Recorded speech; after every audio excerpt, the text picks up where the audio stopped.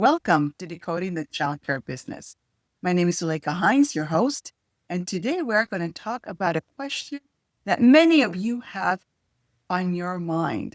A question that may be holding you back from realizing your dream of opening, running, and owning a daycare business. How do you finance a childcare business? I am so excited you're here in this conversation. I am more excited to hear that you have subscribed. I want to thank you for helping us reach over 1,000 subscriptions in less than 4 months. How do we finance a daycare business? How do we find the money that we need for our childcare program to be able to go from an idea to become a reality? Decoding the childcare business. How to finance a daycare business? Unlock the money to build your childcare. If you get this wrong, everything else, your revenue, your staffing, your profit can be wrong. As many of you know, we have a disclaimer. The information presented in this episode is for educational and informational purposes only. It does not constitute financial, legal, or professional advice. Always consult with a qualified financial planner, attorney, or real estate professional before making any business or investment decisions. An investment in knowledge pays the best interest. Let's get ready. What does it look like? In a prior episode, we talked about the strategy. What is the strategy that we need to have to purchase our own daycare business, to start, to fund, or to build a family daycare program? There were 3 distinct paths that we discussed. We discussed the group family daycare ownership. We discussed the path of buying a house and the business is the recommended strategy to maximize equity. We talked about property type and zoning. Dictate your ceiling. Not every home qualifies to own a group family daycare or to run a business from it. So we went into unpacking what were the best ways for you to position yourself to own or run a daycare. Part 2 is the execution. Financial methods. What are the SBA loans? We're going to dive deeper into non-traditional ways of funding your childcare business. All of this is what we're going to discuss in this episode. Financing your acquisition. From path to action. How to fund your purchase. There are different ways that you can fund your purchase. The financing methods we're going to discuss, the SBA loans, deep dive, not traditional pathways. What are they and how I can tap into those funds as well? We're going to talk about the resource and critical actions that you must take to position yourself for financing your dream of owning a daycare center. 9 ways to fund your purchase. There's different SBA loans. There's the 7A loan and there is the 504 loan. I personally was able to benefit from the SBA 7A loan, and I will talk a little bit more into what was involved with that, how I went about doing it, my experience in obtaining an SBA loan, and some of the things that you need to look out for as well. There is seller financing. There is conventional mortgages. There's FHA mortgages. There's a refinance through the home equity line of credit. There's a 401k opportunity as well. There is cash in your whole life if you know how to tap into it. And then there are non-traditional pathways. There's not just one way to get there. There are multiple ways for you to realize your dream. Let's talk about the SBA 7A loan. The SBA 7A loan is a loan that covers the business and the real estate up to $5 million. It's long-term. You can get it up to 25 years. The only bad thing about it is it requires collateral, is a lengthy approval process, and personal guarantee is required. And when I had my SBA 7A loan and I owned a 2-family home, the property that was used as collateral for the SBA 7A loan. But not only do they require the collateral of your personal assets, they also require you to have a life insurance policy that would cover the cost of the loan in the event that something happened to you. And that was an opportunity for me to be able to get into a cash value whole life insurance policy, which we'll talk further as we get into the conversation of financing. Now, the SBA 504 loan is only 10% down and is up to $5.5 million for real estate. Again, you need to consult your financial banker and the SBA lending office in your community. These are guidelines or frameworks that want you to delve deeper for yourself to find out what is the right application for you. You cannot buy a business with a 504 loan. These are two-part structure, which adds complexity. So when I say you cannot buy a business, meaning that they want you to buy the real estate. So you have a real estate, you have a building, and that they will go ahead and give you funding for that and funding for the equipment. The SBA 7A loan, I did not own the real estate. I would not be able to afford to own the commercial space for my first school or second school because it was a beautiful space on the waterfront, and the cost for that would definitely price me out. However, the SBA 7A loan allow for business financing, which means building out the place, getting a construction loan, being able to get money for the equipment. And there's also some working capital that is built into that can help you get started in the beginning couple of months. Personal mortgage, first-time programs, first-time homeowners, you only have to put 3.5% down. It's a lower interest rate than commercial loans. Sometimes the terms are even more favorable than commercial loans. But in order to do an FHA or conventional loan, you must have that as a primary residence. PMI is required if you are not putting down more than 20%. So it's a mortgage interest that you are charged on the property in addition to the cost of the loan itself. So this is very good for group family daycare. You're buying your first home and then you're using the space to start your group family daycare. In our last episode, we talk about the pros and cons of doing that because you're starting from scratch, you're developing your brand, you're creating the marketing plan, you're getting yourself out there, it's new in the community, but you own the real estate, you own the asset. And we said that was the sweet spot to own both the real estate and the business component from it. Now, there is also what is called seller financing. And I will have a special guest that is going to talk to you about financing a childcare center, because childcare centers are also businesses that are sold and marketed. And some sellers will go ahead and hold the note. Similar like a bank, when a bank holds the bank note, and they're financing you so you can build or buy that house or buy that business. A seller financing acts like the banker. And so they're holding the note for the time frame that you're paying it. And usually there's what is called a balloon payment, meaning that it's a large amount that is due at the end of the loan. And when that balloon payment comes due, many people will refinance the property or show the bank that they've been acting in that capacity for some time. And this will in turn give you the opportunity to get the funds to do the balloon payment. Now, if for seller financing, of course, like the name indicates, the seller must agree to hold the note, often has a higher interest rate, and a balloon payment is common, as I just described. The other part about seller financing, they may require a higher down payment.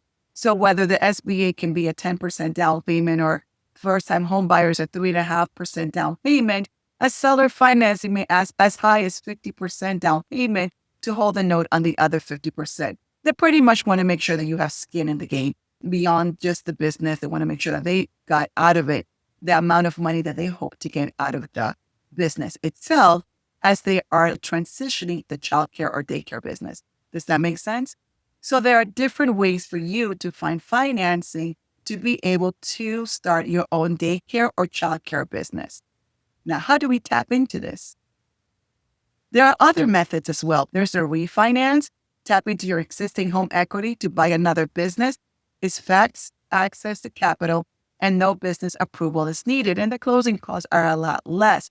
I had to take a HELOC, a home equity line of credit, against my property, even though it was being collateralized by the SBA loan, to help me put the down payment to do the SBA loan for my childcare center. So sometimes you will leverage your home equity in order to use that equity as the down payment to acquire additional funding, like an SBA 7A loan or an SBA 504C loan. And that would allow you to qualify for the particular product at the time to get the financing for the overall project.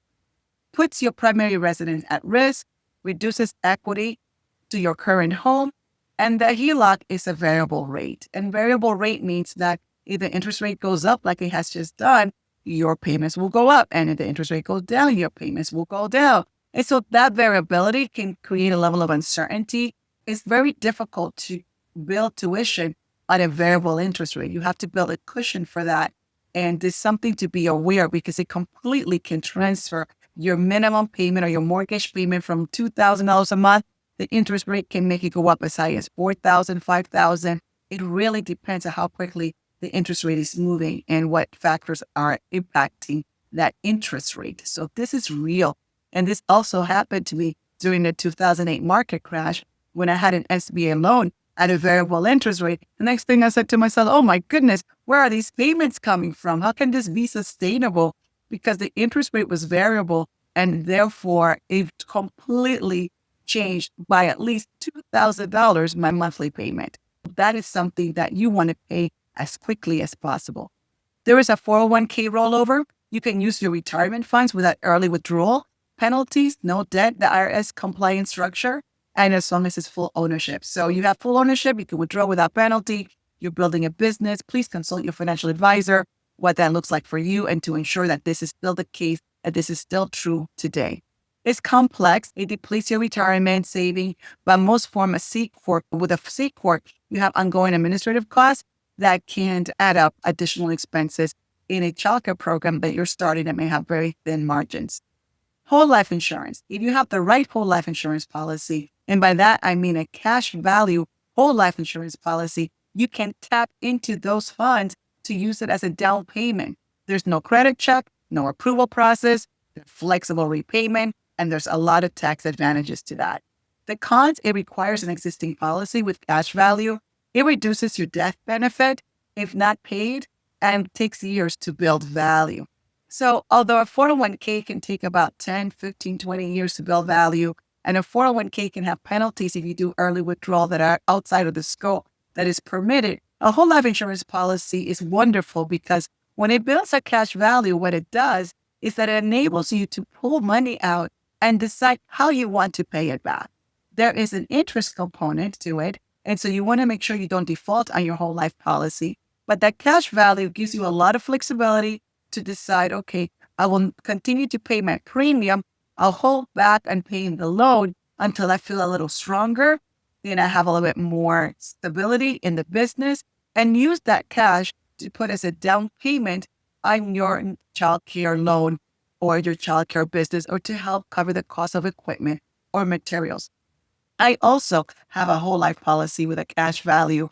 And the cash value inside that policy had allowed me to weather the storm. When the 2008 market crash took into effect, I did not have to pay my whole life policy during that year because I had built so much cash value within it that even though I didn't take out a loan for it, it was able to fund itself until I came out of the 2008 market crash. So having a whole life policy is beneficial to you because not only does it allow you to pull money out to use as a down payment for a loan, but it doesn't come against your credit. It doesn't require a credit check. It's available to you within 24 to 48 hours, depending on the company and the policy and the structure that they have. And it allows you to decide how and when to pay it back. There is a lot of opportunities to leverage your cash value in that way that it can help support you, grow your business. It can take you through a lull. Let's say you have a low enrollment summer, a low start to your enrollment in September, which is going to pick up again in January. Because as we said, infants are not born just to start school in September. They're born throughout the year, right?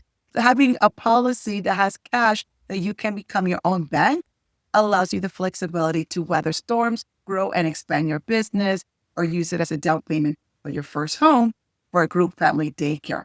A lot of opportunity here. And I want you to keep a keen ear on this because it is a great tool to leverage. There's non-traditional pathways. There are community development funds that have flexible terms. The grants don't require repayment. Community focus designed to underserved areas. If you receive a grant, you need to consult with your accountant because grants are taxable. So you have to be sure that you have funds set aside for the tax exposure that grants will give you. But the community development fund is a non-traditional form of funding that their whole purpose is to fund small businesses. And they have different types of criteria that navigate their direction. Some only want to focus on opportunity zones. Some only want to focus on residential development. Some will focus on small business with a women tilt to it. There is a long process with a community development fund, but they are not so keen on credit score. They're more keen on knowing your financial pattern, understanding you as a person and what does that mean, and making sure that your business is strong enough to cover the expense of the loan and any other expense that you may have. So these community development funds are a great linkage to your business that are ways for you to tap into to be able to get funding. Usually the terms are very favorable and the interest rate are compatible. So these vehicles of funding are available to you. Isn't that amazing? You just don't have to rely on a traditional bank to get money. There are different ways for you to pursue your dream. Are you ready? Did you position yourself for this opportunity? I'm so happy that you're following me and subscribing. So much to discuss. But I'm so glad that we're doing it together. I was able to retire after 2 decades of running 4 childcare businesses. Let's put pen to paper or your fingers to that computer and start building that plan and that business that you can achieve. We can do this together. I want to take a moment to thank you for being here with me on Decoding the Childcare Business. Thank you for watching, and I look forward to seeing you at our next episode. I cannot wait to meet you.